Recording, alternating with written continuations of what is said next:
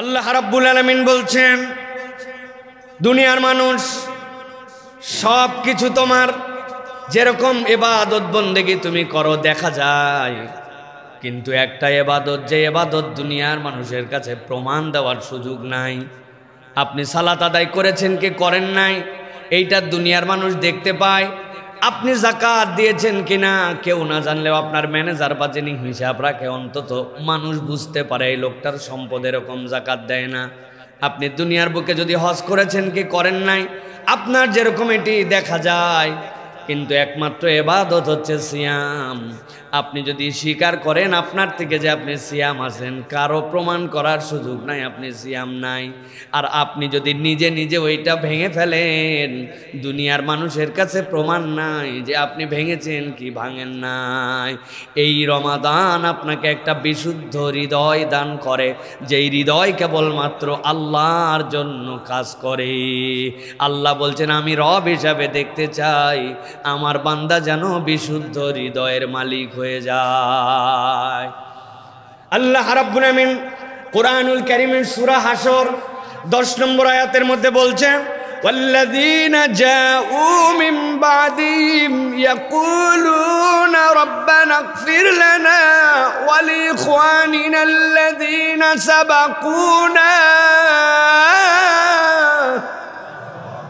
আল্লাহ বলছেন, দুনিয়ার মানুষ ভালো করে বোঝো, আমি রব্বুল আলামিন তোমাদেরকে অন্তর দিলাম, আবার ওই অন্তরের মধ্যে তোমাদের গিল, অন্তরের মধ্যে যে দেশ, অন্তরের মধ্যে যে বিদ্বেষ তৈরি হয়, ওইটা যদি তোমার অন্তরে থাকে তোমার অন্তর বিশুদ্ধ অন্তর হতে পারে নাই। আল্লাহ বলছেন, ইমানদারদের জন্য দায়িত্ব হবে যেই মানুষেরা আমাদের আগে চলে গেছে ওই মানুষের জন্য তারা আল্লাহর কাছে দোয়া করে, রব্বানা ইগফির লানা, ও আমার রব, তাকে আমি চিনি না, সে কোন দেশে বসবাস করে তাও আমি জানি না, কিন্তু আমি একটা দাবিতে তার হয়ে তোমার কাছে ফরিয়াদ দেই, যেই মানুষটা ইমানের দৃষ্টিভঙ্গিতে আমার ভাই, আমি তার জন্য ফরিয়াদ দিচ্ছি। দুনিয়ার কোন প্রান্তে সে শুয়ে গেছে আমার জানা নাই, কিন্তু আমি বললাম রব্বানা ইগফির লানা ওয়া লিইখওয়ানিনাল্লাযীনা সাবাকুনা বিল ঈমান, আমার যেই ভাইটা ঈমান নিয়ে দুনিয়ার থেকে চলে গেছে আল্লাহ তার ক্ষেত্রে তুমি ক্ষমাই কেবল করবে না, আমি আমার পক্ষ থেকে আরেকটা দাবি দিলাম, ওয়ালা তাজআল ফি কুলুবিনা গিল্লাল লিল্লাযীনা আমানু, ঈমানদারের ব্যাপারে, ঈমানদার ভাইয়ের ব্যাপারে আমার অন্তরের মধ্যে যেন কোনো বিদ্বেষ না থাকে, আমার অন্তরের মধ্যে যেন কোনো গিল না থাকে, আমার অন্তরটা যেন তার জন্য অশুদ্ধ চিন্তার অধিকারী না হয়। রব্বানা ইন্নাকা রাউফুর রহিম, আমার রব এটা সহজ কাজ নয়, এটা বড় কঠিন কাজ, কিন্তু আমি জানি আমার রব রউফ, আমার রব রাহিম, আমার রব চাইলে আমাকে এই নিয়ামত দিতে পারেন।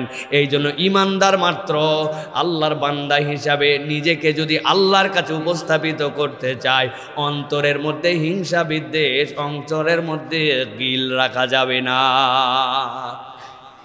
পচা এক অন্তর নিয়ে আমি আল্লাহর সামনে হাজির হয়েছি, সিয়াম পালন করতেছি, আমি দেখাচ্ছি রব আমি তোমার জন্য না খেয়ে আসি, আমি তোমার জন্য পানাহার ত্যাগ করেছি, কিন্তু অপর মুসলমানের জন্য অন্তরের ভিতরে তার হিংসা, তার অন্তরের ভিতরে অপরের প্রতি খারাপ ধারণা, তার অন্তর ভর্তি অপরের জন্য অশুভ কামনা, অন্তর তার পবিত্র হয় নাই। আল্লাহ বলছেন, ঈমানদারের জন্য তো তোমার ফরজ, তুমি আল্লাহর কাছে বলবে চিনি না আল্লাহ, সে আমার ঈমানদার ভাই, তুমি তাকে মাফ করে দাও, আর আমার সাথে তার অন্তরের যেন কোনো দূরত্ব না থাকে, এই দূরত্বটা তুমি দূর করে দাও। সুবহানাল্লাহ। এইটা হচ্ছে একটা সুগন্ধিযুক্ত অন্তর, এই অন্তরের দাম আল্লাহ বলছেন সবচেয়ে বেশি। এই অন্তর তুমি যদি গঠন করতে না পারো তাহলে তোমার কিচ্ছুই ঠিক হয় নাই। নবী করিম সাল্লাল্লাহু আলাইহি সাল্লাম বলছেন, ইজা সালুহাত সালুহাল জাসাদু কুল্লু ওয়া ইজা ফাসাদাত ফাসাদাল জাসাদু কুল্লু আলা ওয়াহিয়াল কলব। উপরে পোশাক অনেক সুন্দর, চেহারাটাও এক্সিলেন্ট, 6 ফিট টল, দেখার কোনো সৌন্দর্যের অভাব নাই, কিন্তু নবী বলছেন তোমার ভিতরটা ঠিক হয় নাই, তোমার কিচ্ছু ঠিক হয় নাই, কেননা ওই কল্পটা যদি তোমার ঠিক না হয় তোমার কোনো কিছুই ঠিক হয় নাই। এই জন্য মানুষের জীবনে তার রিফ্লেকশনটা পড়ে অন্তর থেকে, সে অন্তরে যেরকম চিন্তা করে তার বাহ্যিকতায় রিফ্লেকশন সেটা হয়, বাহিরটা ভিতরে আসতে পারে না কিন্তু ভিতরটা বাহিরে আসে। অতএব ইমানদার মাত্র এই রমাদান থেকে আমাদেরকে সিদ্ধান্ত নিতে হবে, কোনো মুসলমানের প্রতি, কোনো ভাইয়ের প্রতি, কোনো প্রতিবেশীর প্রতি, কোনো আত্মীয় স্বজনের প্রতি মন ধরাধরি হয়েছে, যা হওয়ার হয়ে গেছে। আল্লাহ, আমি এখন থেকে কারো জন্য অন্তরে আর কোনো হিংসা বিদ্বেষ লালন করি না। এই অন্তর গঠন করতে পারে যে জান্নাতি মানুষ সে। সুবহানাল্লাহ। আর এই দোয়াটা সকলের জন্য করতে হবে। এই দোয়াটা যার জন্য করছি, কিয়ামত পর্যন্ত যে ভাইয়ের আসবে ওই দোয়ার হকদার তাহলে আমি হব। কেননা আমার আরেক ভাইও যখন বলবে আল্লাহ সাবাকুনা বিল ঈমান, যারা ঈমানের উপরে চলে গেছে তুমি তাদেরকে মাফ করে দাও। আপনি কি জানেন কোন লোক আপনার এই দোয়ার হকদার হয়ে গেছে? আপনি আমি কেউ জানি না। অতএব আমি যদি এই দোয়াটা আমার জীবনেও মৃত্যুর পরে পেতে চাই, তাহলে এই দোয়াটা সকলের জন্য করতে হবে। আল্লাহ যেন আমাদেরকে তৌফিক দান করেন। তাহলে 1 নম্বর হচ্ছে বিশুদ্ধ অন্তর। মনে থাকবে তো ইনশাআল্লাহ? অন্তর অশুদ্ধ, এইটা নিয়ে চলবে না প্রিয় ভাইরা। আমরা কথায় কথায় হিংসা, আমাদের অনেক মা বোনেরাও আছে এখন বিভিন্ন পারিপার্শ্বিক বিষয় নিয়ে হিংসা করে। একজন অমুকের সন্তানটা একটু ভালো স্কুলে চান্স পাইছে, তার রেজাল্টটা একটু ভালো হয়েছে, অমুকের ড্রেসটা সুন্দর, তার ফ্ল্যাটটা কিনা হয়ে গেছে, তাদের একটা নতুন গাড়ি হয়ে গেছে, সহ্য করতে পারে না। এরকম আছে না ভাই? আছেন? সহ্য হয় না, জলে, খালি ভিতরে জলে। এই জন্য আপনার অন্তরে হিংসা বিদ্বেষ আছে কিনা এইটার একটা থার্মোমিটার আছে পরীক্ষা করার জন্য। সেটা হচ্ছে অপরের কল্যাণ দেখে আপনার ভিতরে যদি একটু অস্বস্তি হয়, একটু কেমন কেমন লাগে, তাহলে বুঝবেন আপনার মনের মধ্যে এখনো ঝামেলা আছে। আর আপনার মন বিশুদ্ধ কিনা বুঝবেন অপরের যতই কল্যাণ হোক, আপনি বলেন আলহামদুলিল্লাহ দিল থেকে, ওইটা কেউ দেখতে পায় না কিন্তু আপনি জানেন, সাথে সাথে কামনা করেন আল্লাহ আমার ভাইকে আরো দাও আর আমাকেও তার সাথে দাও, তোমার ভান্ডারে তো কম নাই। এটা হচ্ছে ইমানদারের দাবি হবে। আর ইমানদার যদি উল্টাটা করে তাহলে ওইটা তার জন্য কোনো কল্যাণ নিয়ে আসবে না, উল্টা তার জন্য ওটা বিপদের কারণ হবে। কেননা তার সব ঠিক কিন্তু অন্তরটা দুর্গন্ধওয়ালা। তাহলে আমাদের অন্তরকে পরিষ্কার করতে হবে। মনে থাকবে তো ইনশাআল্লাহ? 2 নম্বরে আল্লাহ রাব্বুল আমিন বলছে, দুনিয়ার মানুষ সিয়ামের মাধ্যমে যে শিক্ষাটা অর্জন করে ওইটা তার পুরা জীবনের জন্য দরকার, সেইটা হচ্ছে সবর। আল্লাহ রাব্বুল আলামিন কোরআনুল কারীমের মধ্যে বলছেন, ইয়া আইয়ুহাল্লাযীনা আমানুসবিরু ওয়া সাবিরু ওয়া রাবিতু ওয়াত্তাকুল্লাহা লাআল্লাকুম তুফলিহুন। আল্লাহ ডাক দিয়ে বলছেন, ইমানদার তুমি যদি ইমানের উপরে আল্লাহর কাছে ইস্তেকামত থাকতে চাও, তুমি যদি আল্লাহর কাছ থেকে রিওয়ার্ড পেতে চাও, রব্বুল আলামিন বলছেন ইমানদারদের জন্য দায়িত্ব হচ্ছে আল্লাহ রব্বুল আলামিনের সন্তুষ্টির উপরে সবর করা।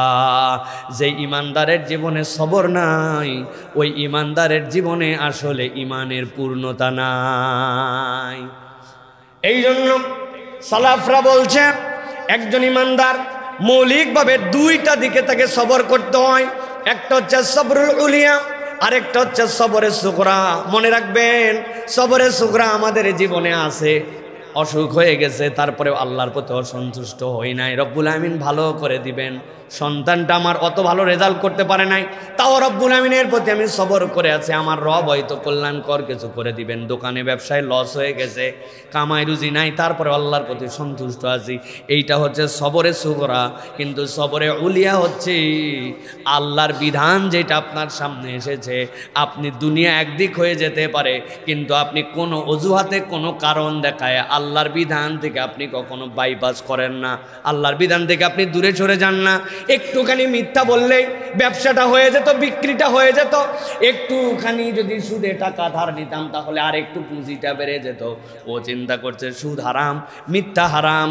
আপনি হাজার প্রচেষ্টা করার পরেও সে সবর করে থেকে গেছে, আমার আল্লাহর বিধানের উপরে আমি আছি, আমি আমার আল্লাহর হুদুদকে অতিক্রম করি না। মূল সবর হচ্ছে এইটা, বান্দা যত প্রতিকূল অবস্থায় হোক আল্লাহ রাব্বুল আলামিনের হুকুমকে অমান্য করে না। ওইটার নাম কি? সবর। কঠিন ক্ষুধা। আমি বাথরুমের ভিতরে গেছি, যাওয়ার পরে শাওয়ার ছেড়ে দিছি, শাওয়ার ছেড়ে দেওয়ার পরে পানি অত অ্যাক্টিং করেও খাওয়া লাগে না, নাকের উপর দিয়ে চলে যাচ্ছে, আমি 2বার খালি খাই নিছি। কি সমস্যা? দুনিয়ার কেউ তো দূরের কথা, নিজেও বুঝতে পারি নাই যে 2 ঢোক মারে দিছি আমি।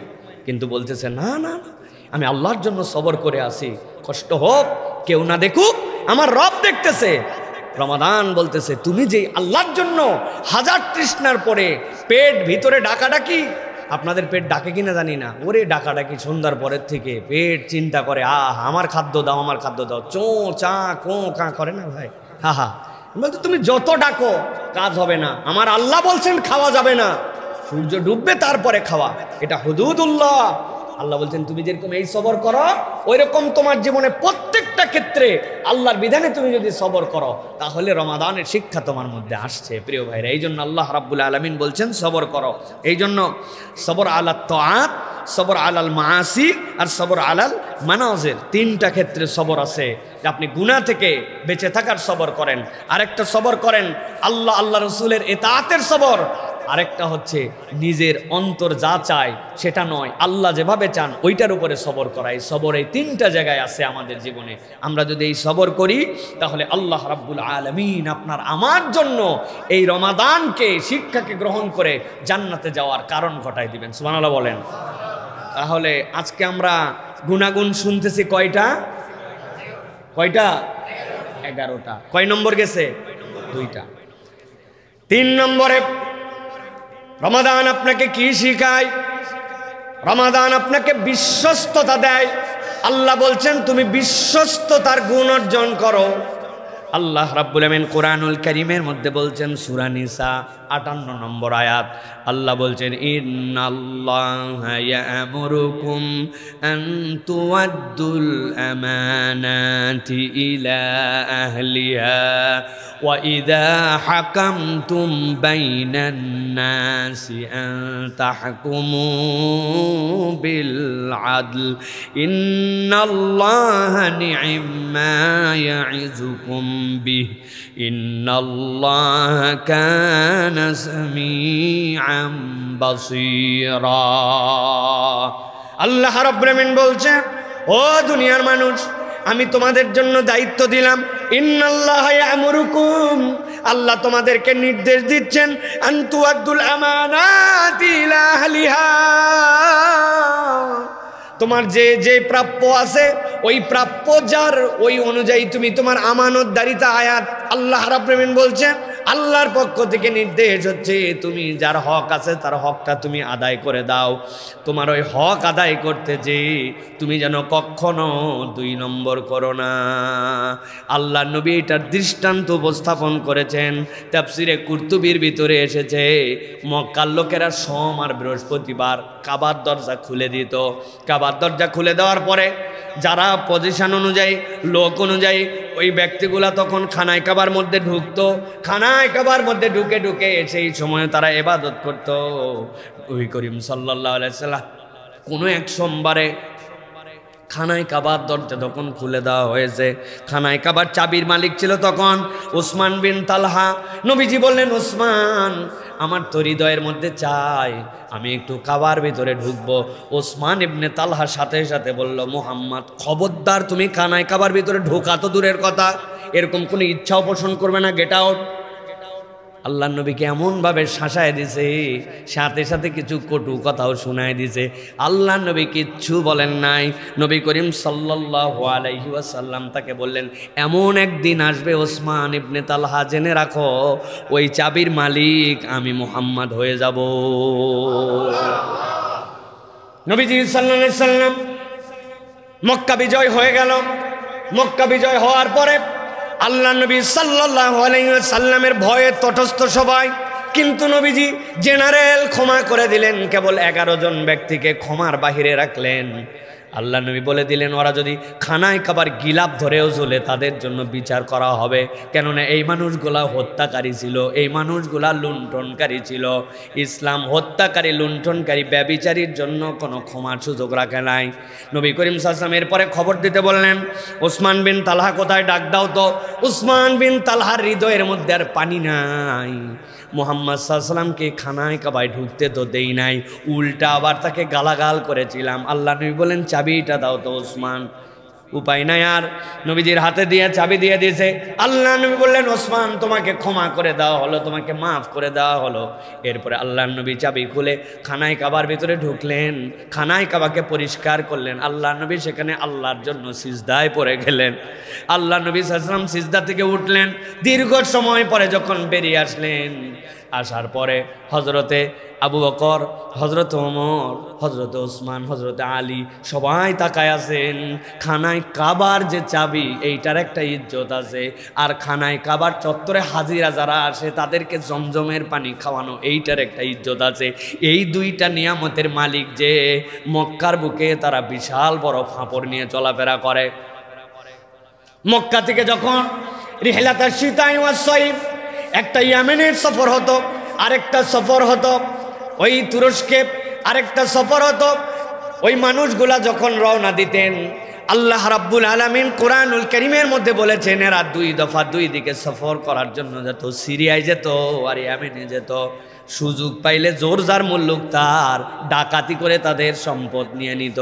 কিন্তু যেই না কুরাইশ কাফেলাকে কোনো ডাকাত এসে ধরতো, সাথে সাথে তারা বলতো আমাদেরকে ধরার তোমার অধিকার নাই, কেননা হাজিদেরকে আমরা পানি খাওয়াই। এই কথা শুনলে ডাকাতরাও তাদেরকে ছেড়ে দিত না, এরা সম্মানিত। এখন যেই মানুষরা ইসলামের জন্য এত ডেডিকেটেড, এত বেশি ইসলামের জন্য অবদান রেখেছেন, সবাই তাকায় আছেন। আল্লাহ নবী তো খানায় কাবার থেকে বের হয়ে দরজার চাবি লাগাইছেন। চাবিটা এখন যে পাবে তার সম্মান বেড়ে যাবে। আল্লাহ নবী ডাক দিলেন, ওসমান ইবনে তালহা এবং তার বংশের লোকেরা কোথায়? তারা চিন্তা করছে খানায় কাবায় ঢোকার আগে নবীজি কিছু বলে নাই, এখন ভিতর থেকে বেরিয়ে আসছে। ওই দিন তাকে কেবল ঢুকতেই দেই না এরকম নয়, খারাপ ব্যবহার করেছিলাম, যা ইচ্ছা তাই আচরণ করেছিলাম। এখন তো আল্লাহ নবী কেবলমাত্র ওসমান বিন তালহাকে ডাকে নাই, সাথে সাথে সব তার বংশের লোককেও ডেকেছে। উপায় নাই।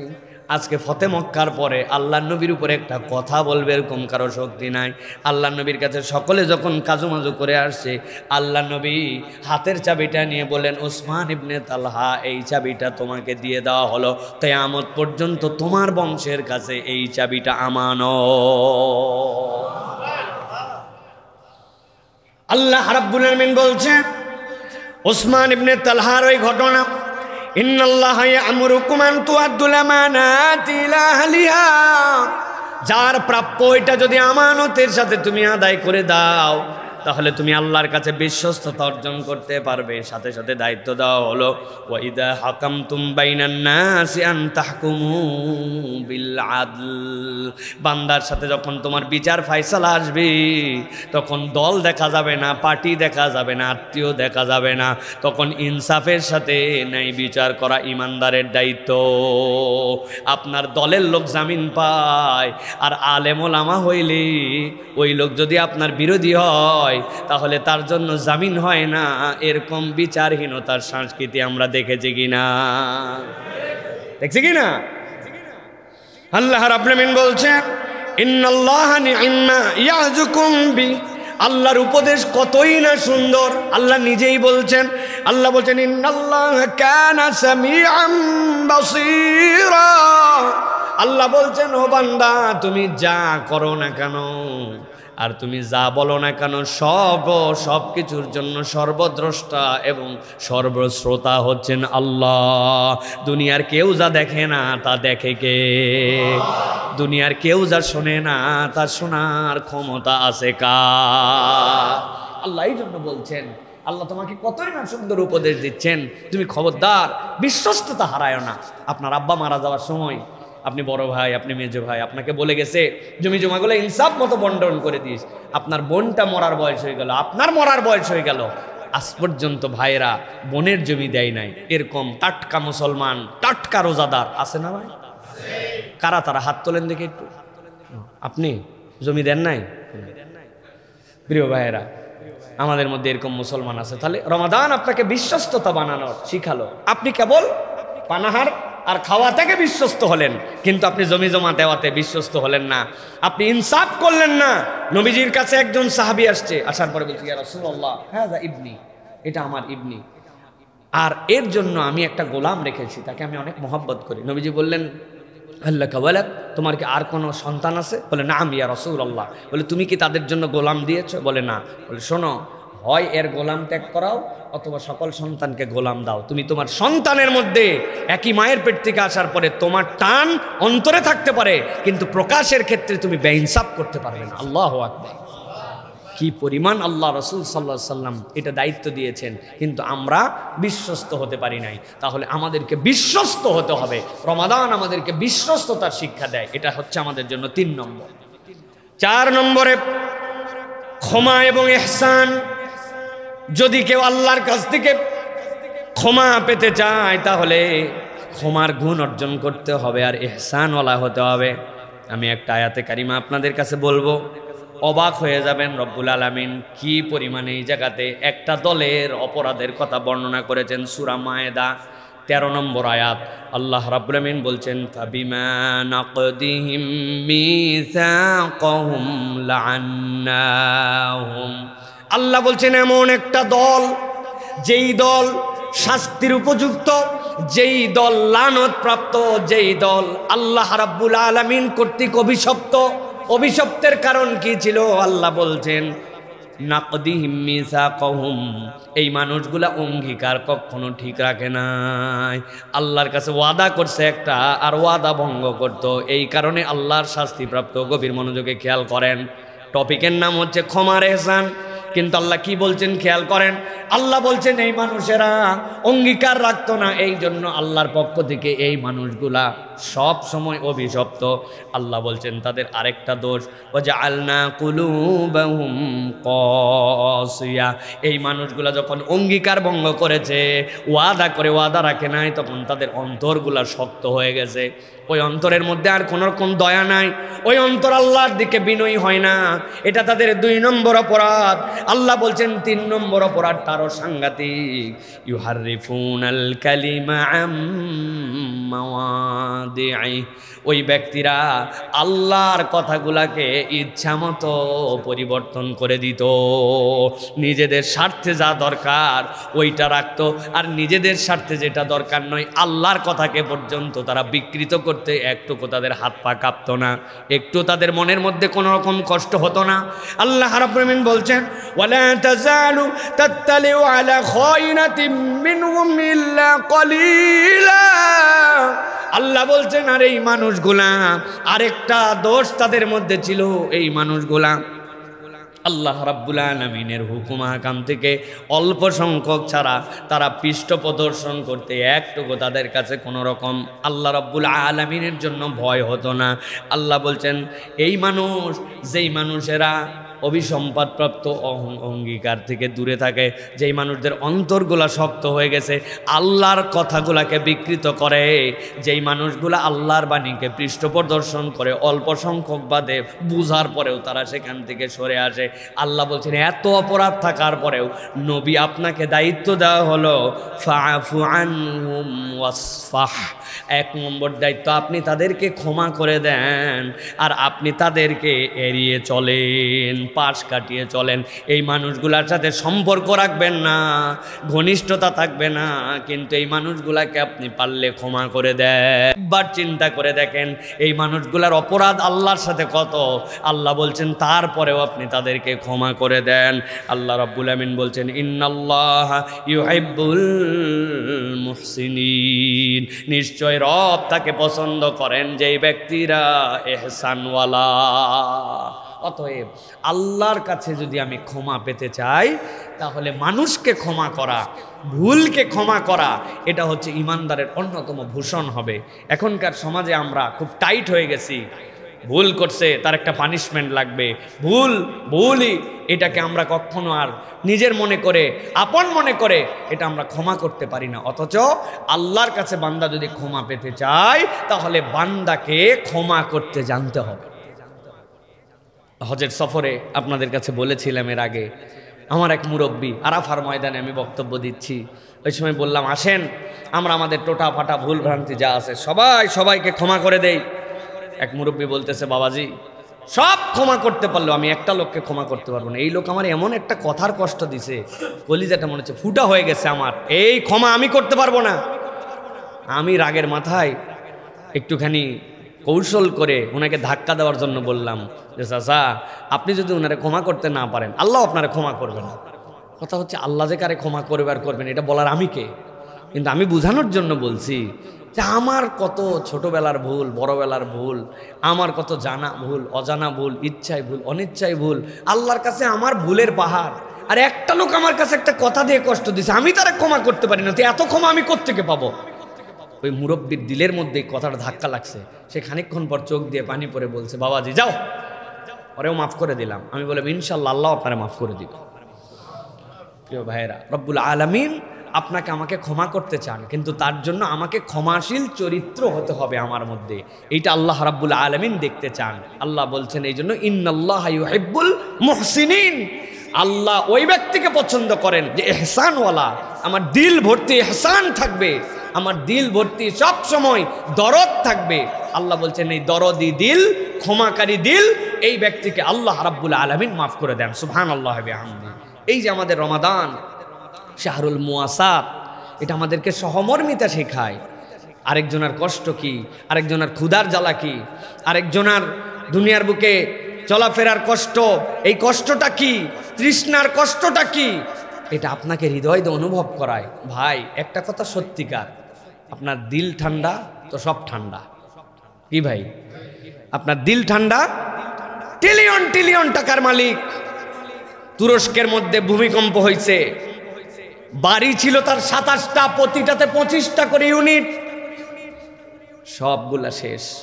পরের দিন সকালবেলা যেই লোক তার কাছে ভিক্ষা করতে আসতো প্রত্যেক দিন, রুটির একটা বেকারি ছিল ওই ব্যক্তির, ওই লোকও যে ভিক্ষুক সেও যেখানে এসে ত্রাণের জন্য দাঁড়াইছে, ওই 25 ফ্ল্যাটের মালিক সেও ওখানে এসে ওই একটা রুটির জন্য দাঁড়াইছে। আল্লাহ দুইজনের একদম সামনে পিছে দাঁড় করায় দিয়েছেন। বলে বোঝানোর উদ্দেশ্য হচ্ছে যে পেট হচ্ছে আসল ভাই। ওই লোক যদি মনে করতো আমার তো অনেক টাকা ছিল, যা গেছে গেছে, অথবা আমার না খেলেও চলে, চলবে না। আর যে লোক ভিক্ষুক সেও যদি চিন্তা করে তারও চলবে না, পেট। এই জন্য আল্লাহ রাব্বুল আমিন আপনাকে আমাকে শিখাচ্ছেন যে তুমি শাহরুল মুয়াসাতে ইহসানওয়ালা হও। তোমার দিলে যদি ইহসান থাকে তাহলে আল্লাহ রাব্বুল আমিন তোমাকে জান্নাতি হিসেবে কবুল করবেন। আপনার কাছে রমাদান পার হয়ে গেল, আপনি ক্ষমাও করতে শিখলেন না, আপনি ইহসানওয়ালা হইলেন না। আল্লাহ তো দোয়াই শিখাইছেন যে হে বান্দা তুমি আমার কাছে দোয়া করো, আল্লাহুম্মা ইন্নাকা আফুউন তুহিব্বুল আফওয়া ফাআফু আন্নি। আল্লাহ আমার অপরাধের শেষ নাই, তুমি আমাকে ক্ষমা করো। আর জানি আল্লাহ তুমি না ক্ষমা করা পছন্দ করো, আল্লাহ অতএব আমাকে তুমি মাফ করে দাও। যেই রব ক্ষমা করা পছন্দ করে তার কাছে আমি মাফ চাচ্ছি, আর আমি কাউকে ক্ষমা করি না, তাহলে কেমনে হইল ভাই? এই জন্য আমাদেরকে ক্ষমার গুণ অর্জন করতে হবে। আল্লাহ যেন আমাদেরকে তৌফিক দান করেন। 5 নম্বরে বিনয়। 5 নম্বর কি? আল্লাহ রাব্বুল আমিন বলছেন সূরা শুআরা 215 নম্বর আয়াতের মধ্যে বলছেন মানুষ মাত্রই বিনয়ী হবে। আল্লাহ নবীকে আল্লাহ বলছেন ওয়াকফিদ জানাহাকা লিমানিত্তাবাআকা মিনাল মুমিনিন।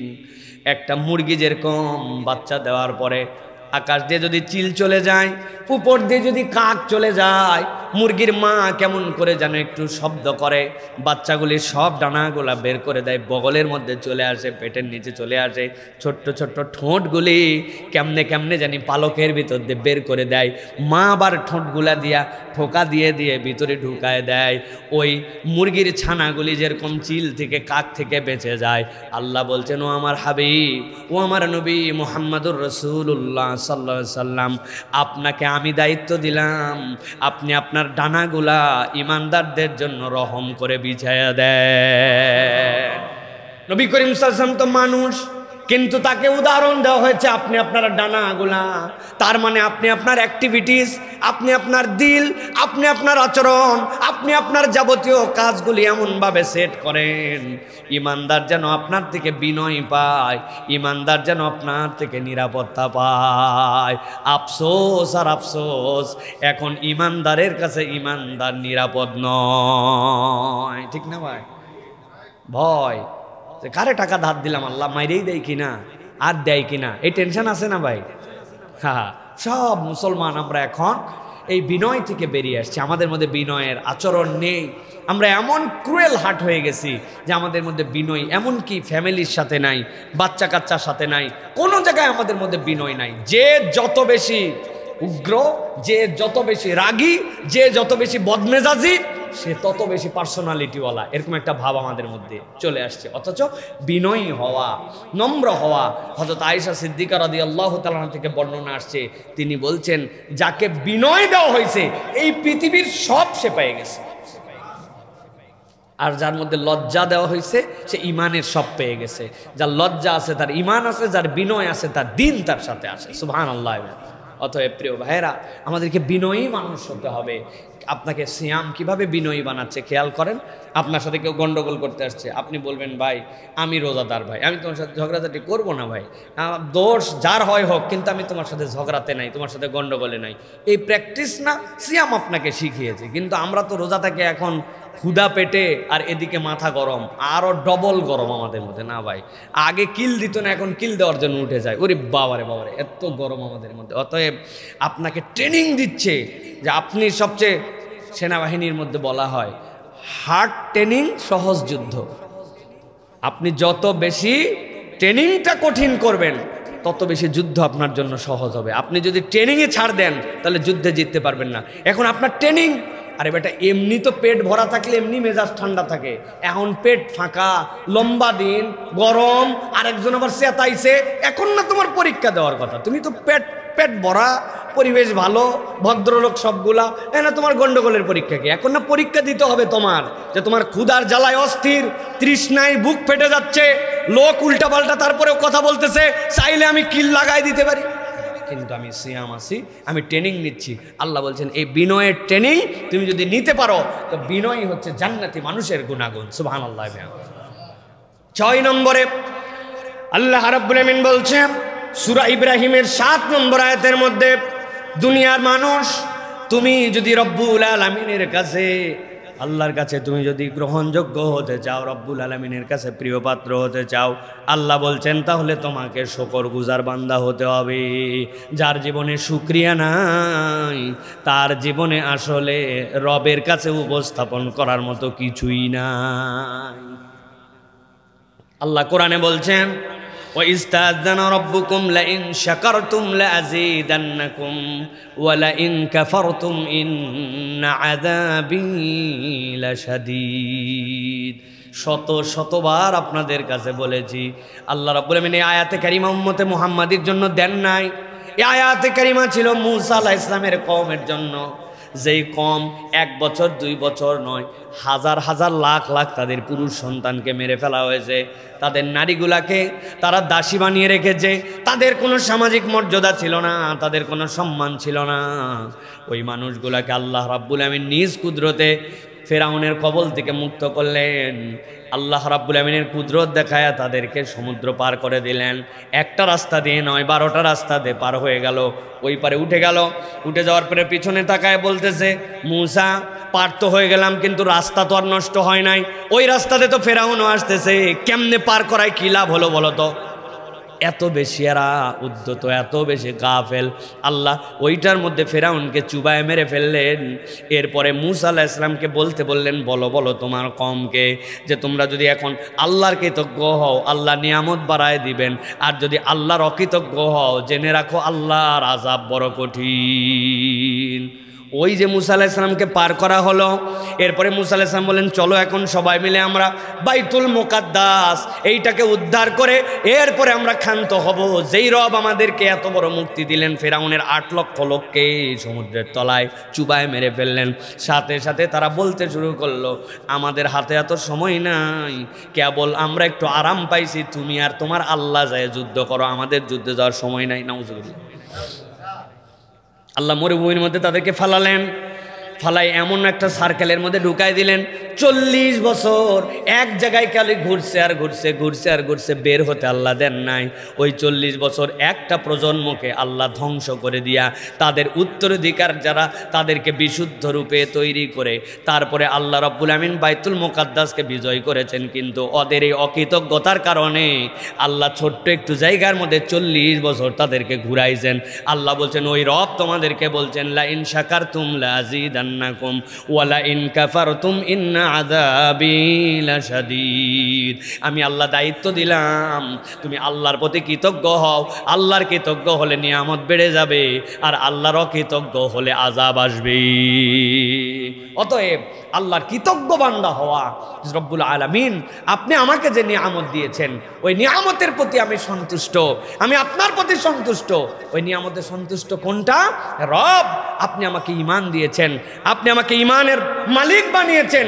অনেক কিছু না থাকতে পারে, কিন্তু পৃথিবীর সব মানুষ থেকে আমি আলাদা। আমাকে আপনি ঈমানের দর্শন দিয়ে আপনি আমাকে জান্নাতের পথে নিয়েছেন। আমার বাড়ির ধারে 3 প্রজন্ম অন্য ধর্মাবলম্বী লোক আছে, তার দাদাও ছিল অন্য ধর্মাবলম্বী, বাপ ও তার সন্তানও, আর তার সাথে একই ওয়াল। আল্লাহ, আপনি আমাকে মায়ের পেটের থেকে ঈমানের নিয়ামত দান করেছেন, এর থেকে বড় দয়া আমার জন্য কি হতে পারে? আপনার বাজারে এরকম লোক আছে না? 4 প্রজন্ম ব্যবসা করে অমুসলমান আছে না? আপনি কেনাকাটা করেন তাদের দোকান থেকে, এরকম লোক আছে না? আপনি চুল কাটান, এরকম লোক আছে না? 5 প্রজন্ম। তা আপনি আপনার আমার কি এমন যোগ্যতা, কি এমন আল্লাহর জন্য আমরা করে ফেলছি যে আল্লাহ আমাকে অটোমেটিক দৌলতে ঈমান দিলেন, আর ওই বেটা ঈমান পাইল না? আল্লাহু আকবার। আল্লাহ বলছেন, তুমি যদি কৃতজ্ঞ হও আমি রব এই নিয়ামত বাড়াই দিব, আর যদি কৃতজ্ঞ না হও, খালি আল্লাহর তালাশির মধ্যে আছে। আল্লাহ খালি দিল না, দিল না, পাইলাম না, পাইলাম না, মানে আল্লাহরে শুধু ব্লেম করার উপর আমি আছি না ভাই? আল্লাহকে শুধু ব্লেম করার উপরে আছে। আপনি এই জন্য খুঁজে খুঁজে আল্লাহর নিয়ামতের কৃতজ্ঞতা আদায় করেন। আল্লাহ রাব্বুল আলামিন বলছেন, আমি তোমাকে কেমনে বাড়াতে হয় আমি তোমাকে বাড়াই দেবো। সুবহানাল্লাহ। রমাদানে চুপ করে থাকবেন, এটা একটা আমল। রমাদানের এই আমল আমাদের নাই। রমাদানে একটা মুরাকাবা থাকবে আপনার, দিন রাত মিলায়া 20 মিনিট কারোর সাথে কোনো কথা নাই, দুনিয়াবি কোনো কিছু নাই, মোবাইল থেকে ডিট্রাস্ট, সব কিছু থেকে নিরিবিলি আপনি আল্লাহর কাছে চুপ করে ভাবতেছেন, আর আল্লাহর কাছে কৃতজ্ঞ হচ্ছেন যে আপনি আল্লাহ, তুমি যে আমাকে কত দয়া দিছো, কি আমি হতভাগা যে আমি এটা চিন্তার মধ্যেও আনতে পারি না। আল্লাহ, তুমি আমাকে একটু স্মরণ করায় দাও তো আল্লাহ, যে আমার প্রতি কত দয়া। আল্লাহু আকবার। বাজার করলে আমি মুখ দিয়ে খাই, কিন্তু আমার অক্সিজেন তো আমার কিনে খাওয়া লাগে না। আল্লাহ, আমার যদি অক্সিজেন কিনে খাওয়া লাগতো তাহলে তো আমি শেষ হয়ে যেতাম। আল্লাহ, আমার গাড়িতে প্রত্যেক সপ্তাহে মোবাইল দেওয়া লাগে, কিন্তু তুমি এই যে আমার ঘাড় অনবরত নড়াচ্ছি, আমার মুখগুলো অনবরত এই যে কথা বলতেছি, দাঁতের এটা নড়ে যাচ্ছে, কে এই জায়গায় মোবাইল দিয়ে দিল, কে এই জায়গায় গিরিজ দিয়ে দিল? আমার চোখের পাতা যদি শুকিয়ে যেত তাহলে তো আল্লাহ 1বার 2বার ফেললে আমার চোখের উপর দিয়ে আঁচড় পড়ে আমার চোখ অন্ধ হয়ে যেত। আল্লাহ, এই চোখের মধ্যে অনবরত কে এই লিকুইডটা দিয়ে দিচ্ছে। আলহামদুলিল্লাহ আল্লাহ, আমি তোর কৃতজ্ঞতা আদায় করতে পারি নাই আল্লাহ প্রপারলি। আল্লাহ, তোমার প্রতি আমার কৃতজ্ঞতা। আপনি 20 মিনিট এরকম নিরিবিলি, রমাদানের এটা অন্যতম আমল। হাজার আমল করি আমরা, দোয়া করি আমরা, অনেক কিছু করি আমরা, কিন্তু আল্লাহর জন্য ব্যক্তিগতভাবে চুপ করে থেকে, নীরব হয়ে, মুখ বন্ধ করে আল্লাহর জন্য একটু একাকিত্ব সময় কাটানো, এটা আমাদের জীবন থেকে হারায় গেছে। ঠিক না ভাই? কোলাহল আমাদেরকে ব্যস্ত করে দিয়েছে, কোলাহল আমাদেরকে আকৃষ্ট করে ফেলেছে, কিন্তু নীরবতা আমাদেরকে আকৃষ্ট করছে না। বান্দার জীবনে একটা নীরবতার সময় দরকার। বান্দা চুপ করে থাকবে, একাকী হয়ে যাবে, কিচ্ছু পড়তে হবে না, চুপ করে আসেন আপনি, একদম চুপ, কথাও বলি না, কিচ্ছু না, নীরব, আমি আল্লাহর জন্য নীরব, কোনো তসবিহ তাহলিল না, এমনকি আল্লাহর হামদও করতেছেন না, কিন্তু আপনি চুপ আছেন। এটা আপনার পার্সোনাল টাইম। বড় বড় নিঃশ্বাস নেন, লা ইলাহা ইল্লাল্লাহ বলে বলে আপনি বড় বড় নিঃশ্বাস নিয়ে, বুক ভর্তি নিঃশ্বাস, আস্তে আস্তে করে নিঃশ্বাসটুকু ছাড়েন, আর আল্লাহ রাব্বুল আলামিনকে স্মরণ করেন। সুবহানাল্লাহ গুলা একবার নখে হাত দিছেন, এক সুবহানাল্লাহর মধ্যে কত কি আছে, আপনি সুবহানাল্লাহ সুবহানাল্লাহ সুবহানাল্লাহ এত জোরে যান কেমনে? আপনি না একদিন 33 বার সুবহানাল্লাহ পড়তে 33 মিনিট লাগবে। আল্লাহ, আমি সুবহানাল্লাহ বলতেছি তোমার জন্য, তুমি পবিত্র, তুমি এমন রব যাকে দেখার জন্য আমার বড় আকর্ষণ। সুবহানাল্লাহ। আসমানটা কিভাবে সৃষ্টি হলো? আমার 10 ফিট বাই 10 ফিট ঘরে 4টা খুঁটি, আসমানে কোনো খুঁটি নাই। সুবহানাল্লাহ, সুবহানাল্লাহ। আল্লাহ রে, আমার অল্প একটু পানি টেনে নিয়ে ট্যাঙ্কির মধ্যে উঠানো লাগে, আমি না পানি উঠালাম, উপরে কত ময়লা পানি, কেমনে ফিল্টার হয়ে আবার নিচে পানিটা চলে গেল। সুবহানাল্লাহ। আল্লাহ, তুমি আমার সন্তানটাকে আমার জন্য দান করেছো। পৃথিবীতে কত নিঃসন্তান দম্পতি আছে, কত প্রতিবন্ধী আছে, কিন্তু তুমি আমার সন্তানটাকে সুন্দর রেখেছো। সুবহানাল্লাহ। আপনি ভেবে ভেবে 33টা আল্লাহর এরকম গুণাগুণ দিয়ে সুবহানাল্লাহ বলেন, আলহামদুলিল্লাহ বলেন, আল্লাহু আকবার ভেবে ভেবে বলেন। আপনি 100টা এরকম ওজিফা 20 মিনিট ভেবে বলেন, দেখেন আপনার হৃদয়টা ভরে যাবে, আল্লাহ আপনাকে নিয়ামত দিয়ে ভাষায় দিবে। সুবহানাল্লাহ। রমজানে বহু আমল করলাম, নীরবতার আমল আমাদের নাই।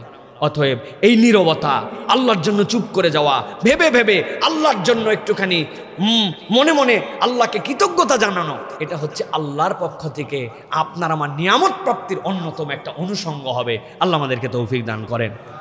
বাসায় সবাই ঘুমায় গেছে, চুপ করে উঠে যাবেন। উঠে গেলাম, উঠে যাই একাই। অনেক লোকের সামনে অনেক কিছু হয় না ভাই, কেউ জেনে ফেললে আমল করে মজা পাওয়া যায় না। সবাই ঘুমাই গেছে, উঠে গেছে, আপনি টার্গেটে আসেন যে আজকে সবাই ঘুমাইছে, দিয়ে 20 মিনিট কেউ জানবে না।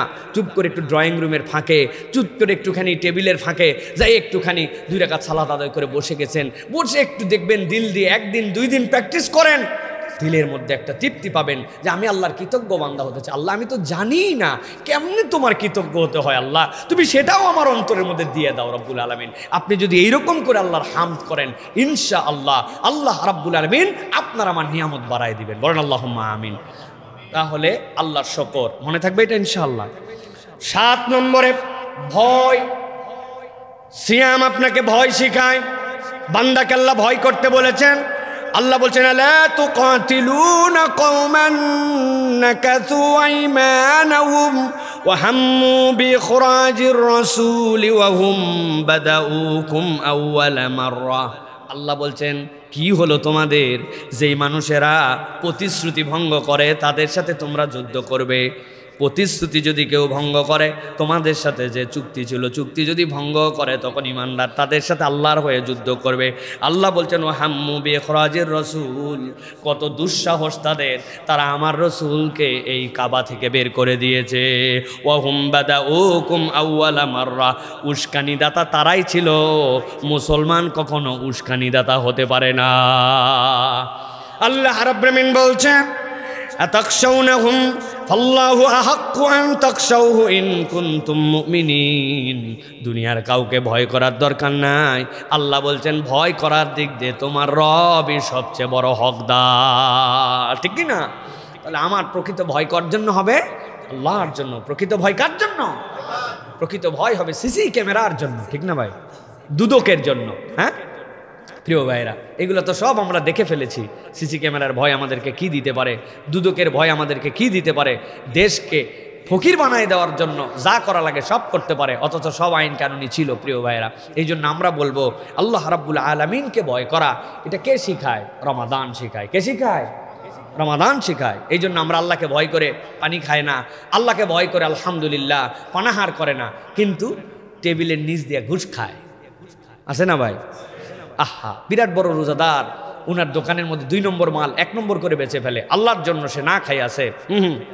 ইফতার করায় আবার আমার দোকানে ইফতারে কোনো হিসাব, কোনো খরচ আমি হিসাব করি না, সবাইরে খাওয়াই, যে আছে তারই খাওয়াই, কিন্তু উনি মসুরের ডাল দেশি বইলে বিদেশিটা 2 নম্বরটা বিক্রি করে। আছে না ভাই? সোয়াবিন তেলের বোতলগুলা নিজের মতো সরায় রেখে সিস্টেম করে বান্দাদেরকে কষ্ট দেয়। উনিও রোজাদার, উনি আল্লাহকে ভয় করে, তাই তো না? উনি ভোক্তা অধিকারের ভয় একটু একটু করে, কিন্তু আল্লাহরে ভয় করে না। আল্লাহ বলছেন তোমার রোজার কসু তুমি বোঝো নাই, তোমার রোজার বুঝই হচ্ছে তুমি নিরেট আল্লাহকে ভয় করো। দুনিয়ার কেউ দেখলেও ভালো, না দেখলেও ভালো, ঠিক কি না?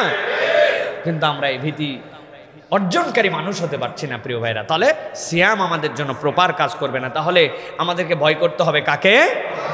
এটাকে মুখে মুখে, এটা অন্তর থেকে ফিল করতে হবে যে আমি যে আল্লাহর ভয়ে খাই না, পানাহার করি না, চোখের গুনাহ করি না, আমি এই অপরাধ থেকে বেঁচে থাকার চেষ্টা করি, ওই রব তো আমাকে সবসময় দেখে রে ভাই। তাহলে আমি কেমনে ওই রবকে ফাঁকি দেওয়ার জন্য চিন্তা করলাম? কেমনে আমি চিন্তা করলাম পার্সোনাল ঘরের মধ্যে আমি মোবাইলে গুনাহ করতে পারি, এটা কেউ দেখলো না, বাথরুমে গুনাহ করতে পারি, কেউ দেখলো না, দুনিয়ার মানুষ বাহিরে জানলো না, আমি ভিতরে একরকম রূপ নিয়ে চলাফেরা করতেছি, বাহিরে হুজুর, ভেতরে শয়তান। আছে না ভাই?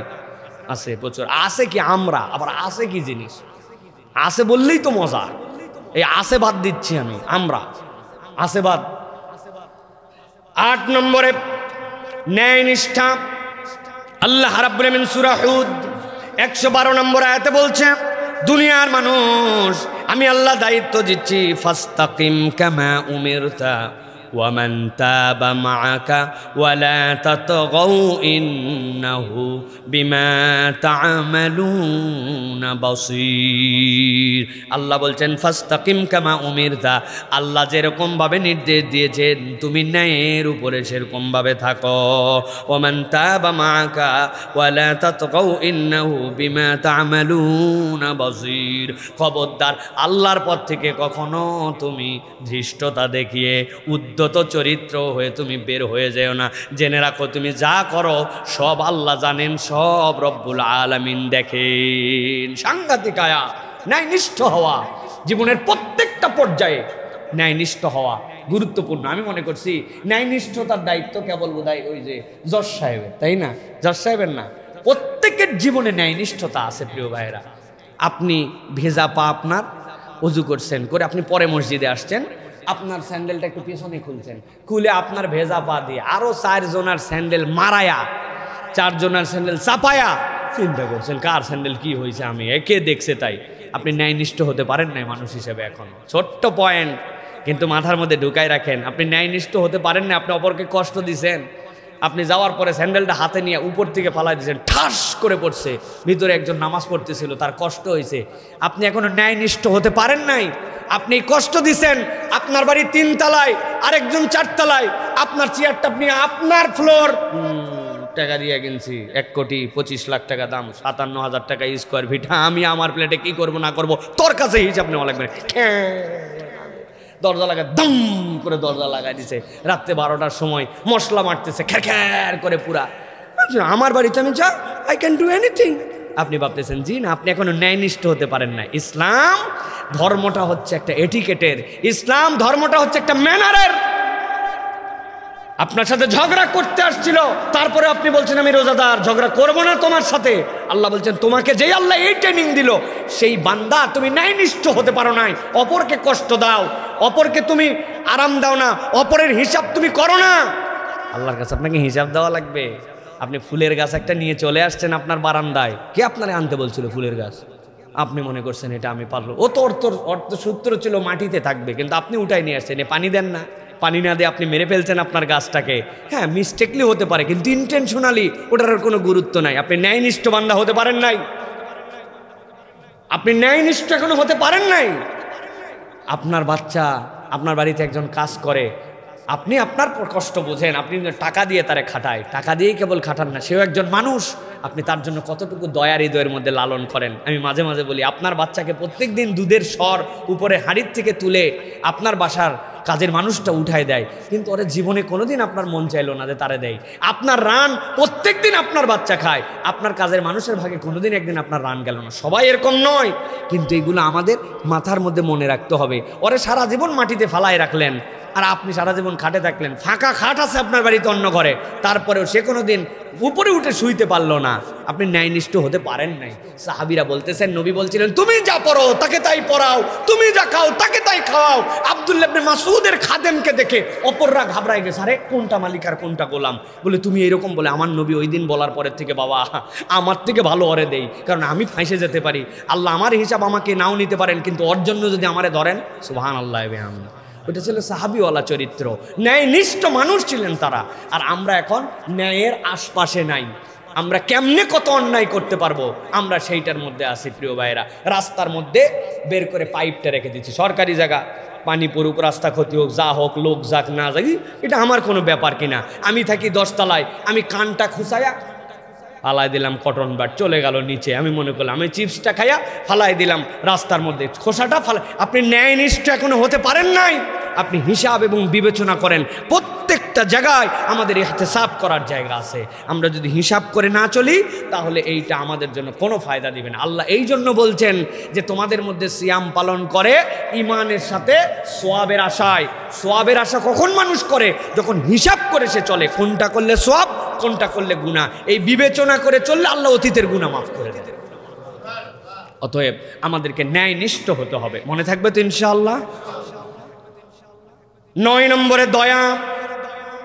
আল্লাহ রাব্বুল আলামিন সূরা ইসরার 24 নম্বর আয়াতের মধ্যে বলছেন, সব মুসলমান এই আয়াত কম বেশি জানে। আল্লাহ বলছেন ওয়াকফিদ লাহুমা জানাআদ যুল্লি মিনার রাহমা ওয়া কুর রাব্বিরহামহুমা কামা রাব্বায়ানি সগীরা।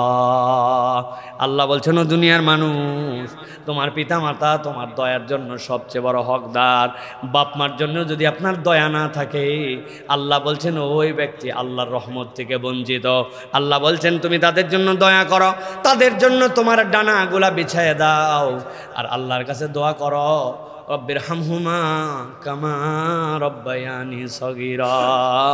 ও আমার আল্লাহ, তারা আমার ক্ষেত্রে ছোটবেলায় যেরকম দয়া করেছেন, আপনি আমাকে ওই রকমভাবে তাদের জন্য দয়ার এই দোয়াটা কবুল করে নেন।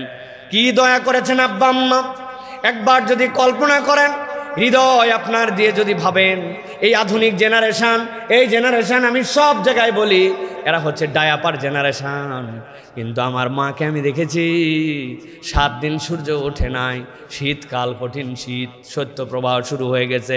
উত্তরবঙ্গের মানুষ আমরা, এমন শৈত্যপ্রবাহ, সূর্য নাই, কিচ্ছু নাই, পিঠা পিঠে আমাদের 7 ভাই বোন, ছোট 2টা ভাই, কাছাকাছি প্রায় 12-13 মাসের ছোট, 7 দিনের জন্য সূর্য ওঠে নাই। এখন তারা তো প্রস্রাব করে। আম্মাকে দেখছি চুলার উপরে কাঁথাগুলা কেমনে কেমনে যেন কষ্ট করে করে 5-7টা শুকায় নিয়েছে। শুকায় নেওয়ার পরে অর্ধেক রাত না যেতে যেতেই ডানের কাঁথা ভিজায় ফেলেছে, বামের কাঁথা 2টা ভিজায় ফেলেছে। বাড়ির সবাই ঘুমায় গেছিল, কিন্তু আম্মা ঘুমাতে পারে নাই। সন্তান যদি প্রস্রাব করে আর তার উপরে যদি থেকে যায় সারা রাত, সন্তান নিউমোনিয়া হয়ে যাবে, সন্তানের ঠান্ডা লেগে যাবে। ডানে ভিজাইছে, বামে নিছে, বামে ভিজাইছে, এরপরে বুকের মধ্যে নিছে, নিজের বুক ভিজে গেছে, তখন শাড়ির আঁচল দিয়ে বুক মুছে আবার সন্তানকে বুকের মধ্যে রেখেছে। তারপরেও সন্তানকে দূরে ঠেলে দেয় নাই। এক রাত যদি আমার মা আমার জন্য এই কষ্ট না করতো, আপনার আমার দুনিয়ায় টিকে থাকা হতো না। আল্লাহ রাব্বুল আলামিন বলছেন, এই তো তোমার মা, যেই মা যেই পিতা তোমার জন্য এত কষ্ট করেছে তুমি কল্পনা করতে পারো নাই। আমি আমার মাকে এখন পর্যন্ত কোনোদিন দেখি নাই। রান্না করার পরে মুরগির রানটা নিজের পাতে নিচে, এত বড় হয়ে গেছে আমরা, তারপরে আম্মা ওই মুরগির রানটা আমার প্লেটেই তুলে দিবে। আব্বার প্লেটের মধ্যে নিচ থেকে তরকারি দিয়ে দিছে। তরকারি দেওয়ার পরে হঠাৎ করে মুরগির কলিজিটা চলে গেছে। জীবনে কোনোদিন আব্বাকে খেতে দেখি নাই।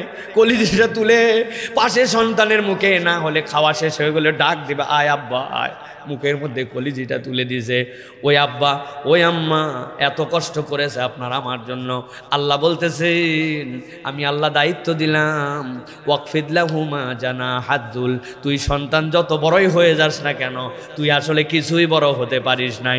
তোর ওই বড় হওয়ার পেছনে তোর বাপ মা তোকে এই পর্যন্ত ধাক্কায় নিয়ে আসে, তুই তার জন্য তোর ডানাগুলা বিছায় দে, আর আল্লাহর কাছে দোয়া কর, আয় রব আমি তো কিছুই করতে পারি না, কিন্তু তারা আমার জন্য যেরকম দয়া করেছে, তুমি আল্লাহ রাব্বুল আলামিন আমার আব্বা আম্মার জন্য সেরকম দয়া করো।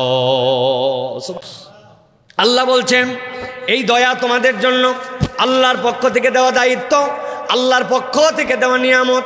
আপনার অন্তরে যদি দয়া না থাকে, আপনার অন্তরে কিচ্ছু নাই। আমরা অনেক ক্ষেত্রে দয়াদ্র হই, কিন্তু আমরা আমাদের চুজ করে করে কার জন্য দয়া করবো আর কার জন্য দয়া করব না এটা হিসাব করি। আল্লাহ বলছেন এই রমাদান তোমাকে দয়ার শিক্ষা দেয়। আল্লাহ বলছেন সাবাকাত রহমাতি আলা গদাবি, আমি আল্লাহ নিজের রাগও আছে, নিজের রহমতও আছে, কিন্তু আমার রহমতকে আমার আযাবের উপরে আমি বিজয়ী করে দিয়েছি। সুবহানাল্লাহ। আল্লাহ রহমতকে আযাবের উপরে বিজয়ী করছেন কাদের জন্য? যাদের দিলে দয়া আছে তাদের জন্য। বলেন তো ভাই, এই রমাদানে সবার শেষে ঘুমায় কে? সবার আগে উঠে কে? আমরা কখনো হিসাব করলাম না। আমার মা, আপনার মা, আপনার স্ত্রী, আমার স্ত্রী, আপনার বোন, আমার বোন, সবার শেষে ঘুমায়। আপনি এশার নামাজ পড়ে এসেছেন, খেয়েছেন, দিয়েছেন, শুয়ে পড়েছেন, সেইগুলা পরিষ্কার করে সবগুলা ক্লিন করে তারপরে সে শুতে গেছে। শুতে শুতে সবার শেষ, সবার আগে উঠেছে কে? অ্যালার্ম দেওয়া আছে তার ঘড়িতে, উঠেছে, আবার খাবার রেডি করছে, আবার খাবার গরম করছে, খাবার রান্না করছে, সবগুলা ডাইনিং টেবিলে দিছে। দেওয়ার পরে আমরা ভিআইপি মুডে উঠলাম, উঠার পরে আমরা একটুখানি খেতে বসে গেলাম। খেতে বসে টসে আমরা খাওয়া দাওয়া শেষ করে হাত ধুইয়া টেবিল থেকে পর্যন্ত ওই প্লেটটা উঠাই না, চলে গেলাম আমরা নামাজের জন্য। সে সবগুলো এগুলো গুছায়া রেখে টেখে গুছায়া ফ্রিজিং করে ডাইনিং টেবিল পরিষ্কার করে এরপরে বেচারি একটু সালাত আদায় করতে গেছে। আমি তো এরপরে ঘুমায় আছি, চাকরিতে যাব, বাকরিতে যাব, অথবা না থাকলে দীর্ঘ ঘুম। কিন্তু উনার বাড়িতে যদি দুগ্ধপোষ্য শিশু থাকে, ছোট শিশু থাকে, তাহলে আবার সবার আগে উনি উঠছে, কেননা সবাই রোজা আছে, তারে আবার খাওয়ানো লাগবে। এরপরে ওই বাচ্চার খাওয়ানো, তারপরে আবার সন্ধ্যা রাত্রের রান্না, আবার ইফতার রান্না, আবার তার জন্য শেষ রাত্রের রান্না। আমি তো মাগরিবের নামাজ পড়ে আসলাম, আসার পরে চিন্তা করছি সারা দিন রোজা ছিলাম, একটু ক্লান্তিতে গা এলায় দিয়া আমি একটু মোবাইলে ফেসবুক দেখতেছি, একটু ইউটিউব দেখতেছি, একটু টিভিতে খেলা দেখতেছি, আর উনি আবার আপনার আমার জন্য এসার পরের খাবার রান্না করতেছে। আপনি একটু হিসাব করেন, সবার থেকে বেশি কষ্ট করে আপনার আমার মা, আপনার আমার স্ত্রী, তাদের জন্য আমার ন্যূনতম কোনো দয়া নাই, ফিলিংস নাই, কৃতজ্ঞতা নাই। বউ থ্যাংক ইউ, তুমি এত সুন্দর একটা উপস্থাপন করেছো খাবার আমাদের জন্য, বউ তোমার প্রতি কৃতজ্ঞতা। চিন্তা করছে নাউজুবিল্লাহ, নিজের বউর আবার থ্যাংক ইউ দেয় কেমনে? এটা লজ্জা শরমের বিষয় আছে তো না ভাই? কেমনে আল্লাহ রাসূল সাল্লাল্লাহু আলাইহি ওয়াসাল্লাম বলছে মাল্লাম ইয়াশকুরিন নাস লাম ইয়াশকুরিল্লাহ। আপনি যদি বান্দার কৃতজ্ঞ না হন, আপনি আল্লাহর কৃতজ্ঞই হতে পারেন নাই। আপনি আর তাদের কোনো কাজ দেখতেই পান না, এটা তো ওদেরই কাজ, এটা করবে না তো কি করবে? শায়েখ আহমদুল্লাহর একটা কথা আমার দিলের মধ্যে লাগছে, আমি সব সময় এটা বলি, শায়েখ এটা খুব সুন্দর করে বলেন। এই আর বাপ মায়ের বাড়িতে রান্না বাড়া শিখছে, এর বাপের টাকায় বাপের খাওয়ায়, রান্না করে খাওয়ায় আপনারে। এর বাপ মায়ের টাকায় পড়ালেখা শিখছে, অক্ষর শিখেছে, জ্ঞান শিখেছে, পড়ালেখা করায় আপনার সন্তানরে। ঘর গুছানো, কাপড় কাঁচা এর মায়ের কাছে শিখছে, এর বাড়িতে, এর বাপের টাকায়, আর আপনার বাড়িতে এসে এই সার্ভিস দেয়। আর আপনি ন্যূনতম কৃতজ্ঞতায় তাকে একটু থ্যাংক ইউ বলেন না, তার এই কাজগুলোকে অ্যাপ্রিসিয়েটও করেন না। আপনি চিন্তা করেন, এটা বান্দি নিয়ে আইছি, করবে না মানে? এর তো করার দায়িত্ব, এইটা এত সহজ নয়। যার দিলের মধ্যে দয়া নাই, কৃতজ্ঞতা নাই, আবার স্ত্রীর ও স্বামীর প্রতি এই কৃতজ্ঞতা থাকতে হবে। আপনি মনে করছেন আপনি তো কিছুই করেন না, সারাদিন বাইরে থাকেন, এই বেচারি তো কামাই করে, এই বেচারি রুজি করে, এই বেচারি রুজি করে বলে তোমাদের মুখে হাসি ফুটানোর জন্য রাত দিনে পরিশ্রম করে, তার যেই কাজ করতে খুব ভালো লাগে এরকম নয়। স্বামীর এটার প্রতি তার কৃতজ্ঞতা আছে, স্বামীর প্রতি তার সন্তুষ্টি আছে, স্বামীর এই কাজের প্রতি তার মহব্বত আছে, এবং স্ত্রীর প্রতি মহব্বত আছে। ওয়াজআলনা বাইনাকুম মাওয়াদ্দাতাম ওয়া রাহমা, আল্লাহ বলছেন এইটার নাম ভালোবাসা। রমাদান এই মুয়াসাত শিখায়, এই ভালোবাসা শিখায়।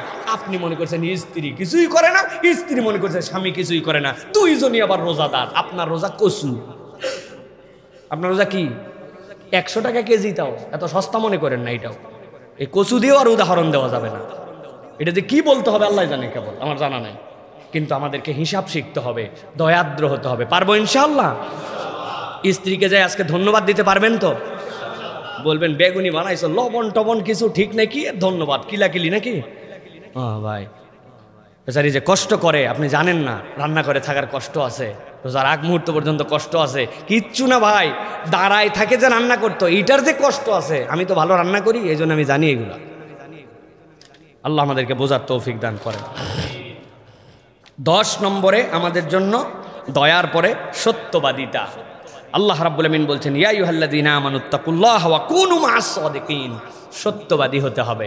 ইমানদার সত্যবাদী যদি না হয়, আর সত্য যারা বান তাদের সাথে যদি সম্পর্ক না রাখে, সে কখনো ট্র্যাকে থাকতে পারবে না। কোথায় থাকতে পারবে না?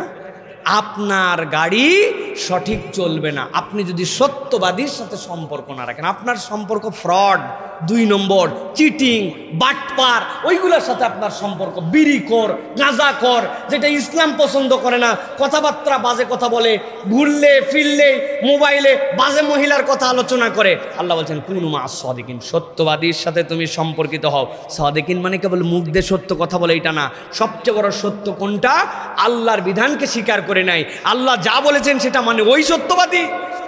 দুনিয়াতে অনেক সত্যবাদী আপনি দেখতে পাবেন, নামাজ কালাম কিচ্ছু নেই, এই সত্যবাদী সেই সত্যবাদী নয়, ওটা পার্ট অফ সত্যবাদী। আর মূল সত্যবাদীকে যে আল্লাহ এবং আল্লাহর বিধানকে মেনে নিছে, সে হচ্ছে সত্যায়ন করেছে। অতএব প্রিয় ভাইয়েরা, বাজে মানুষের সাথে ঘুরবো, বাজে সংস্রব বাদ দেই নাই। আবার আমি মনে করতেছি আমি সিয়ামকারী, আমার সিয়াম হচ্ছে না প্রিয় ভাইয়েরা। সিয়াম আমাকে শেখাচ্ছে যে আপনাকে সত্যবাদীর সাথে সম্পর্কশীল হতে হবে। পারবো তো ইনশাআল্লাহ? আমরা এই ক্ষেত্রেও চালাক আছি। আমরা বলি হুজুর দুনিয়াটার অবস্থা বড়ই খারাপ, ভালো মানুষ আর নাই। আরে আফসোস মুরব্বীর, ভালো মানুষ আর নাই। আমি বললাম চাচা ভালো মানুষ নাই বুঝলাম, কিন্তু আপনি ভালো হলে সমস্যা কোথায়? আপনি ভালো হলে তো আমি আপনারে খুঁজে পাই একজন ভালো মানুষ। নিজে ভালো হবে না, কিন্তু সারাদিন আফসোস, না আগে অনেক ভালো ছিল দিন দুনিয়া, এখন আর ভালো নাই। আছে না এরকম? এটা একটা ভণ্ডামো। আপনি নিজে ভালো হই, আমি নিজে ভালো হই, তাহলেই তার একজন ভালো মানুষ খুঁজে পায়। আপনি খালি ভালো মানুষ খোঁজেন কেন? নিজে ভালো হতে মন চায় না কেন আপনার? আল্লাহ আমাদেরকে নিজেদেরকে ভালো হওয়ার তৌফিক দান করেন। 11 নম্বর, লজ্জা ইমানদারদের জীবনের অন্যতম শ্রেষ্ঠ একটা গুণাগুণ। আল্লাহ রাব্বুল আমিন বলছেন, কুল্লিল মুমিনিনা ইয়াকুদ্দু মিন আবসারিহিম ওয়া ইয়াহফাযু ফুরুজাহুম যালিকা আযকা লাহুম ইন্নাল্লাহা খাবীরুম বিমা ইয়াসনাউন। আল্লাহ বলছেন ইমানদারদেরকে দায়িত্ব দিলাম চোখগুলো নামায় ফেলো আর তোমার লজ্জাস্থানকে হেফাজত করো। আল্লাহ বলছেন তুমি যদি দুইটা কাজ করো, রব্বুল আলামিন বলতেছেন তোমাদের জন্য আল্লাহর পক্ষ থেকে নিয়ামত। অর্থাৎ ইমানদারের চরিত্র হবে লজ্জাশীল হওয়া। নারী কেবল পর্দা করবে এইটুকুই নয়, বরং একজন পুরুষের জন্য লজ্জাশীল হয়ে তার চোখের পর্দা আছে কিনা, আছে কিনা? আপনি বলতেছেন এলাকাটা একদম নষ্ট হয়ে গেল, আমি মোড়ের উপরে দাঁড়ায় দেখলাম প্রায় 20টা মেয়ে গেছে, এর মধ্যে 18টা মেয়েরই বুকে পর্দা, বুকে কাপড় নাই।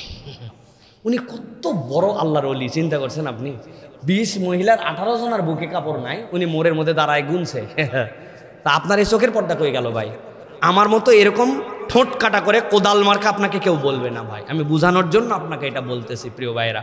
এই জন্য আমাদের নিজেদেরকে লজ্জাশীল হতে হবে প্রিয় ভাইয়েরা। লজ্জাশীল যদি না হয় আমরা বড় বিপদ। এই ক্ষেত্রে বড় বেশি বিষয় আছে। সেটি কি? যেমন খুশি আমি তেমন চলতে পারি, আমার শরীর আমার মতো চলতে পারি। একদল বেরোইছে না ভাই এরকম কথাবার্তা বলালো, হ্যাঁ আমার বিড়ি আমি খাইতে পারি, কোথায় খাবো আর কোথায় না খাবো তুমি বলার কে, তাই না প্রিয় ভাইরা?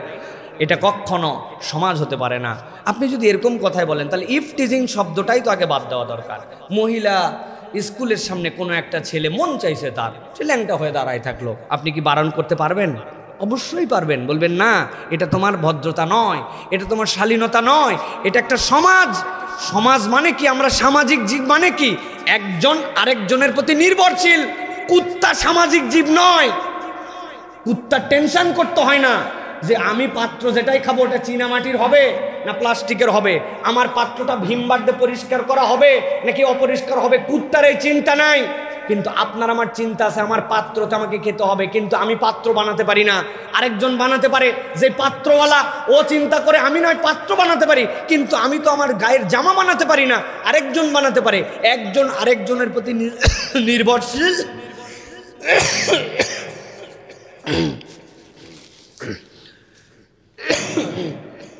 একজন আরেকজনের প্রতি নির্ভরশীল। এই জন্য আমরা সামাজিক জীব। এখন আপনি সামাজিক জীব হয়ে আপনি বলবেন আমি যেমন ইচ্ছা তেমন চলতে পারি, আমার ইচ্ছা আমি সম্পাদন করতে পারি, এটা কখনো সামাজিক জীবের দাবি হতে পারে না। এটা কাদের জন্য হতে পারে? যারা উচ্ছৃঙ্খল, যারা এই সমাজকে, এই সমাজের তাহজিব তামাদ্দুনকে প্রায়োরিটি দেয় না, এরা হচ্ছে সেই দল। এরকম একটি দল আমাদের সমাজে এখন প্রভাব বিস্তার করে অন্য কোনো দিক দিয়ে তো আর ফোঁসফাঁস করতে পারতেছে না। এখন অল্প একটু ফুটা পাইলেই ওই দিক দিয়ে একটুখানি বিষ বাইর করার চেষ্টা করতেছে। আছে কি না ভাই?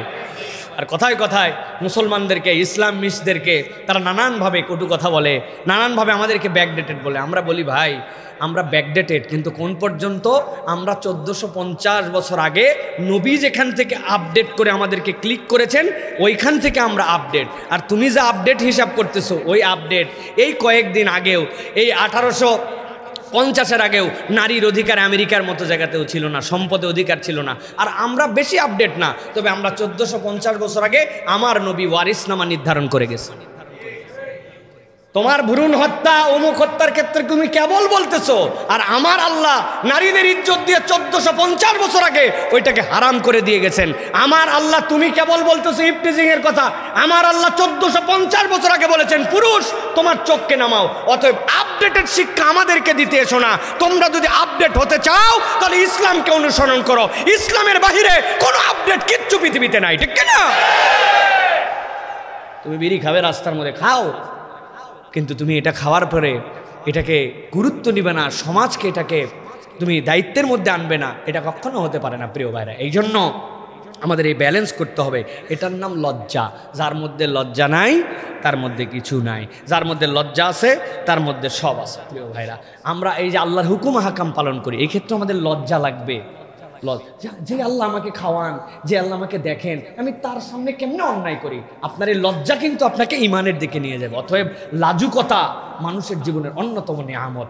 লজ্জাহীন হয়ে গেলে সমাজ পশুর কাতারে নেমে যাবে। আমরা ইতিমধ্যেই দেখতেছি সমাজ পশুর জায়গায় চলে গেছে, ঠিক কিনা ভাই?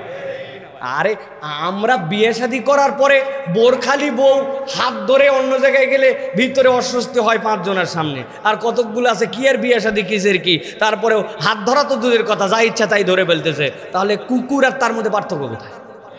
রাগ করলেন ভাই? আল্লাহ আমাদেরকে বোঝার তৌফিক দান করেন। 11টা গুণাগুণের কথা বলবো বলেছি, কয়টা বলেছি? 11টাই বলছি। আরেকটা বোনাস আছে, মনে আছে তো? 1 নম্বর হচ্ছে বিশ্বস্ত হৃদয়, 2 নম্বর আপনাদের কাছে কি বলেছি? সবর, 3 নম্বর বিশ্বস্ততা, 4 নম্বর ক্ষমা, 5 নম্বর বিনয়, 6 নম্বর শকর, 7 নম্বর ভয়, 8 নম্বর ন্যায়নিষ্ঠা, 9 নম্বর দয়া, 10 নম্বর সত্যবাদিতা, 11 নম্বর 12 নম্বর এবার বোনাস, সবগুলোর উপর শাইনিং। এটা দিয়ে শাইন করে দিয়েছেন আল্লাহ রাব্বুল আমিন। আল্লাহ রাব্বুল আমিন বলছেন আল্লাযীনা ইউমিনুনা বিল গায়ব ওয়া ইউকিমুনাস সালাহ ওয়া মিম্মা রাযাকনাহুম ইউনফিকুন। আপনি আপনার সব গুনাহগুনের উপরে শাইন দিবেন কি দিয়ে? আল্লাহ বলছেন তুমি হবে সখী, তুমি হবে দানশীল। যেই ইমানদার দানশীল, আল্লাহ তার সব ল্যাকিংস দূর করে আল্লাহ তার নিয়ামতগুলো তার জন্য দান করে দিবেন। সুবহানাল্লাহ। আল্লাহ রাব্বুল আমিন বলছেন আল্লাযীনা ইউনফিকুনা আমওয়ালাহুম বিল-লাইলি ওয়ান-নাহারি সিররান ওয়া আলানিয়া ফালাহুম আজরুহুম ইনদা রাব্বিহিম ওয়ালা খাউফুন আলাইহিম ওয়ালা হুম ইয়াহজানুন। আল্লাহ বলছেন দুনিয়ার মানুষ, তুমি চিন্তায় আছো, তুমি ভয়ে আছো, দুশ্চিন্তা তোমার রিজিক নিয়া, দুশ্চিন্তা তোমার ইজ্জত নিয়া, দুশ্চিন্তা তোমার বারাকা নিয়া, ভয় তোমার সম্পদ যেন নষ্ট না হয়ে যায়, ইজ্জত যে পর্যন্ত অর্জন করেছো এটা যেন নষ্ট না হয়, আমার সম্পদটা যেন নষ্ট না হয়। আপনার যত দুশ্চিন্তার যত ভয়, আল্লাহ বলছেন আমি তোমার জন্য ঔষধ দিয়ে দিলাম। যেই মানুষেরা দিনে রাতে গোপনে প্রকাশ্যে সচ্ছলতা অসচ্ছলতায় দান করে, আল্লাহ বলছেন ফালা খাউফুন আলাইহিম ওয়ালা হুম ইয়াহজানুন। আমি আল্লাহ জিম্মাদার হলাম দুনিয়া আখিরাতে, তাদের কোনো ভয়ও নাই, তাদের কোনো দুশ্চিন্তাও নাই। সুবহানাল্লাহ। এক ঔষধে সব সেরে যাবে। আমাদের হকাররা বিক্রি করে না, যারা উঠলে বসতে পারেন না, বসলে উঠতে পারেন না, মাজায় ব্যথা টনটন করে, বাপরে মারে বলে চিল্লাচিল্লি করেন, একাত থেকে ওকাত ফিরতে, ওরে বাবা রে বাবা, পেটের পীড়া, মাথার ব্যথা, মাথাই খারাপ, এক ঔষধ সব আপনার জন্য ক্লিয়ার। এই যে আপনাকে সব ক্লিয়ার, আল্লাহ বলতেছেন আল্লাযীনা ইউনফিকুনা আমওয়ালাহুম, যারা দান করে দিনে রাতে প্রকাশ্যে গোপনে সচ্ছলতায় অসচ্ছলতায়, এক ওষুধের সব কাজ। আল্লাহ বলছেন তোমার কোনো দুশ্চিন্তাও নাই, তোমার কোনো ভয়ও নাই, সব দেখার দায়িত্ব আমার। আমরা কৃপণ, হার কৃপণ। এই জন্য আমি রমাদানে বলবো কেউ ফিরবে না খালি হাতে। এই রমাদানে আপনার প্ল্যান হবে এইটা, আপনার কাছে সবসময় খুচরা টাকা, সবসময় আপনার প্রস্তুতিতে আপনার কাছে থাকবে। কেউ একজন চাইছে আম্মা সাইলা ফালা তানহার, কি জন্য চাইছে, কেন চাইছে, কি দিব না দিব, নানান কথাবার্তা। ন, আমার দেখার সুযোগ নাই, আমার কাছে চাইছে আমি দিয়ে দিছি। শুধুমাত্র মাদকাসক্ত, শুধুমাত্র নেশাখোর প্রমাণিত যদি হয় তাহলে আমি একে দিব না। তাছাড়া যে চাইছে আমার কোনোভাবে মিস নাই, আমার পকেটে 10 টাকা খুচরা আছে, 5 টাকা আছে, পকেটে আছে, টাকা আছে, যেমনে হোক চাইছে দিয়ে দিছি। আল্লাহ রাব্বুল আলামিন বলছেন আমার বান্দা যখন ছোট ছোট করে দেয়, আমি আল্লাহ তখন তাকে থোক থোক থোক থোক করে দেই। অতএব আল্লাহর কাছ থেকে পেতে হইলে আল্লাহ রাব্বুল আলামিনের জন্য দিতে হবে। আমরা যদি এই কয়টি গুণাগুণ আমাদের জীবনে নিতে পারি, ইনশাআল্লাহ আল্লাহ রাব্বুল আলামিন দুনিয়া আখিরাতকে সুন্দর করে, আমাদের রমাদানকে অপূর্ব করে আমাদেরকে জান্নাতের জন্য নিয়ে নেবেন। বলেন আল্লাহুম্মা আমিন।